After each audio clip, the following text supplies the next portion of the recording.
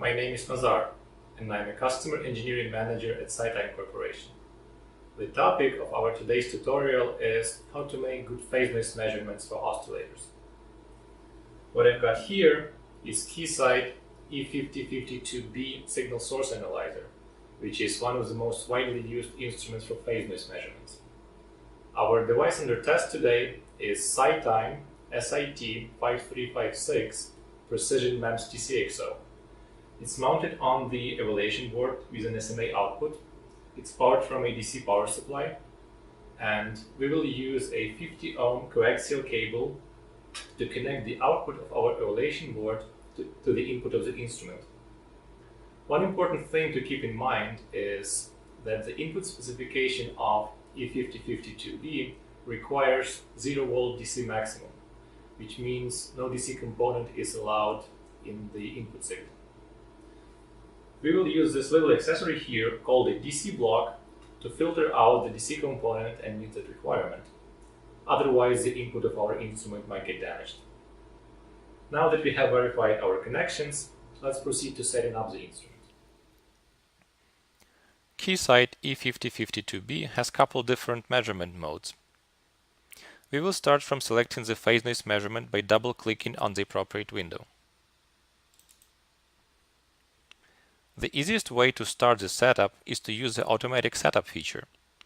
The instrument will measure a couple input signal parameters, like power and frequency, and select the most optimal settings for the measurement. Not all instruments have that capability, so please check your phase noise analyzer manual.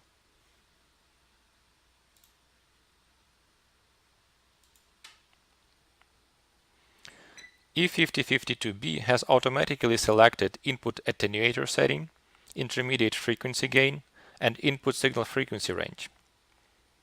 We will continue our setup by selecting start frequency for the phase noise measurement. For precision TCXOs, closing phase noise is very important, so I would like to start all the way from 1 Hz. And we will select the stop frequency at 5 MHz, which is already selected. We can see that the phase noise looks noisy at closing offsets. To improve our measurement, we can use averaging function.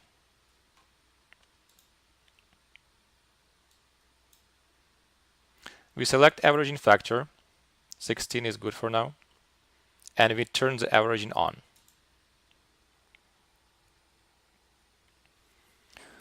Averaging measures phase noise trace multiple times and then averages all the traces to get the final result. The drawback of this approach is that it takes time.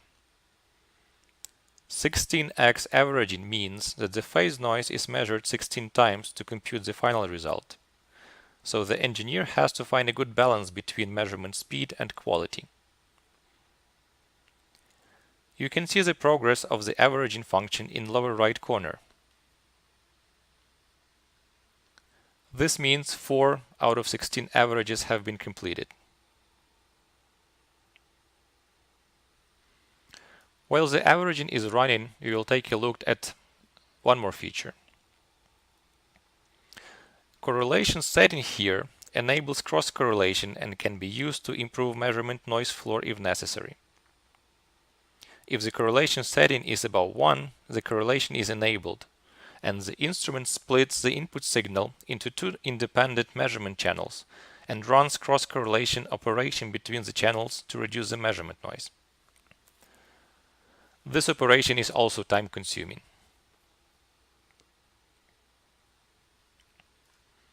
We have made 9 out of 16 averages up to the point, and we can see that the phase noise trace is much smoother at this point.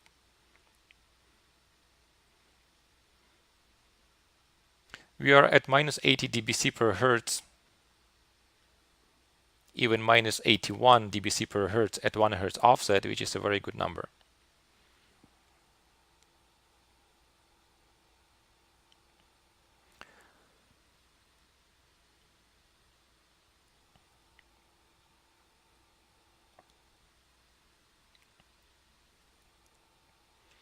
Let's set up markers to enable automatic integrated phase jitter calculation.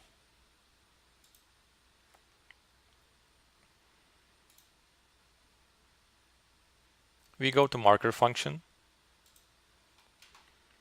bend marker X. We turn the marker on. We will select the start of our integration range at 12 kHz.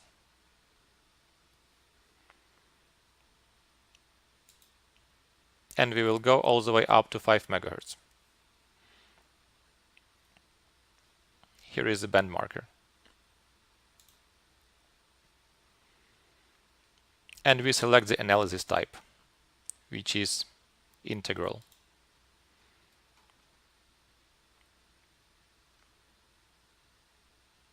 The information displayed here, this is RMS jitter, which is integrated RMS jitter in the band from 12 kHz to 5 MHz. And we are measuring 353 femtoseconds. Now we will turn off the averaging to speed up the measurement and demonstrate what happens when improper input attenuation and intermediate frequency gain are selected.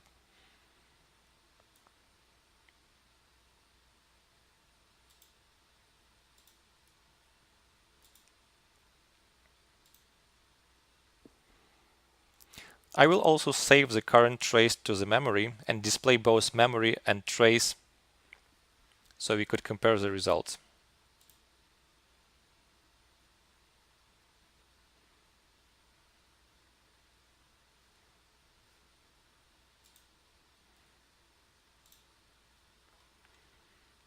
Saving the current trace to memory and displaying both data and memory.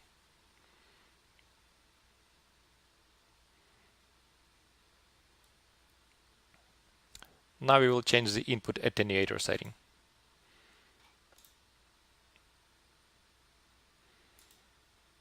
Let's bump it up all the way to 30.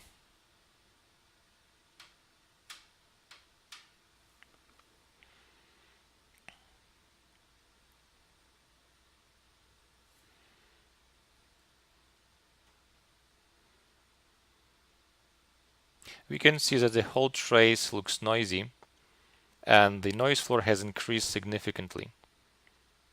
So this setting cannot be used for an accurate measurement. Let's see what happens if we go down to 20 dB.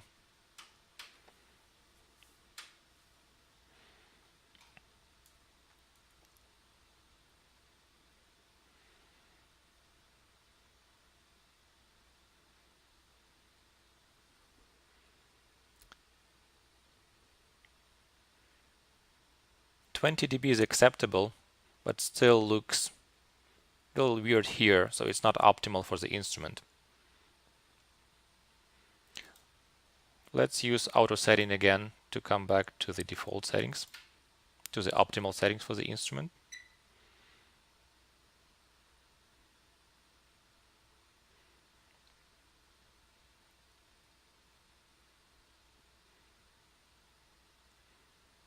And now we will change intermediate frequency gain.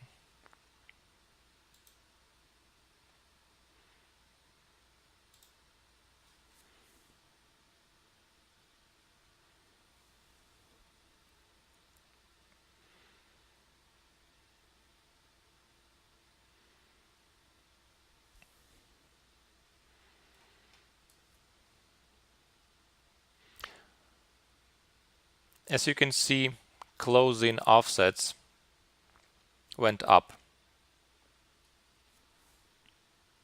If we go one more notch,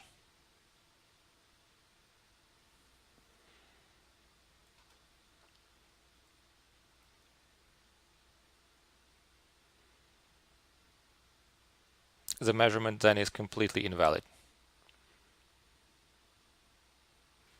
And let's use auto setting to go back to the optimal settings.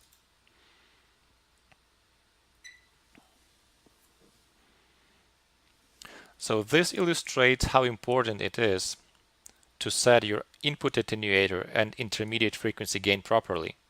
With an instrument like E5052B, the easiest way is to use auto setting. For instruments that do not have automatic setting function, usually the user manual provides guidelines how to set attenuation and intermediate frequency gain for the optimal performance. So far, we have been dealing with an oscillator that has a single-ended LV-CMOS output. But what if you need to measure a phase noise of a differential oscillator? The simplest option is to use AC coupled termination to terminate one of the differential outputs with 50 ohms to ground, and then using the second output as a single-ended output. However, there are several drawbacks with this approach. One of the drawbacks is that a single-ended signal is referenced to ground, so there is no common mode noise rejection. The other drawback is we are losing half of the power of the signal, which means that the theoretical phase noise measurement noise floor that is due to the thermal noise is degraded now. The better option is to use a so-called balance unbalance converter, or BALAN. BALAN is simply a RF transformer. We are connecting differential signal to one of the windings of the transformer and taking single-ended signal from the secondary winding. What I have here is a printed circuit board with a mini circuits RF transformer, which has SMA connectors for inputs and outputs. Our device under test is SIT9365 low jitter MEMS oscillator, which is mounted on the evaluation board with SMA outputs. We are connecting the evaluation board to the BALAN board with a pair of short 50 ohm coaxial cables, and the output of the BALAN board is connected to the phase noise analyzer with a single 50 ohm coaxial cable.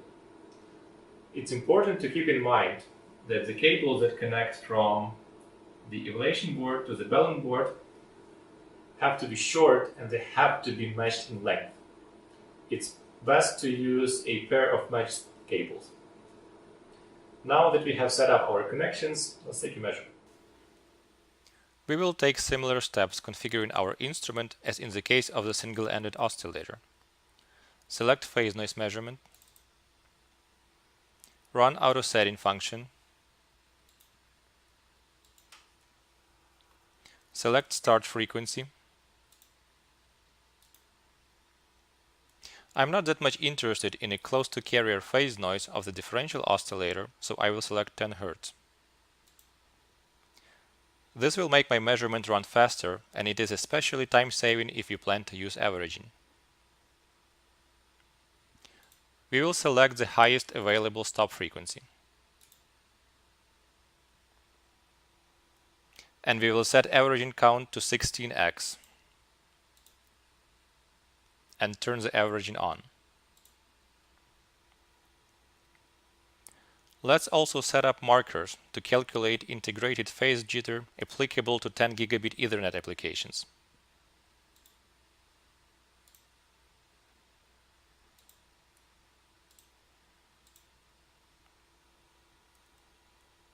We will set start marker at 1.875 MHz.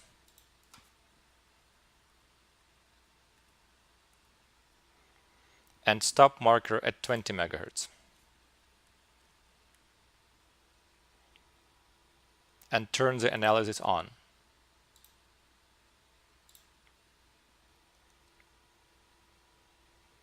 This will give us integrated phase jitter in 1.875 MHz to 20 MHz frequency band. And our jitter is 93.6 femtoseconds. Let's also take a look at the setting that determines how the spurs are processed by Keysight E5052B analyzer. The spurs are harmonic noise components, and their value should be expressed in terms of the spur power relative to carrier power, dBc units, and not as power spectral density. We go to Trace View,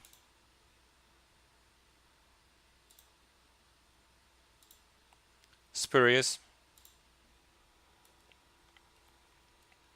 If we select to emit spurs, they are detected by E5052B and removed from the plot completely. If we choose normalized mode, the spurs are not processed at all. The instrument is assuming everything is random phase noise and normalizes it to dBc per Hertz. In this mode, we cannot measure the actual power of the spur. In power mode, the instrument detects the spurs and handles them differently than the random noise. They are displayed in dBc units.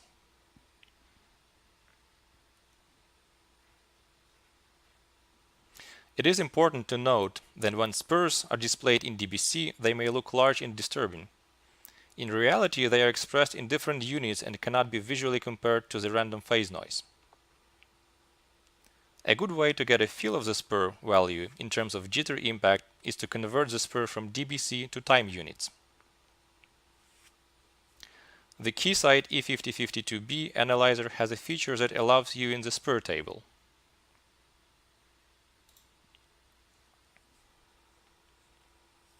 As we can see, the largest spur is only minus 100.3 dBc, which in femtoseconds is about 14 femtoseconds RMS. That's it for today. I hope you have enjoyed our tutorial. Thank you for watching. Have a nice day.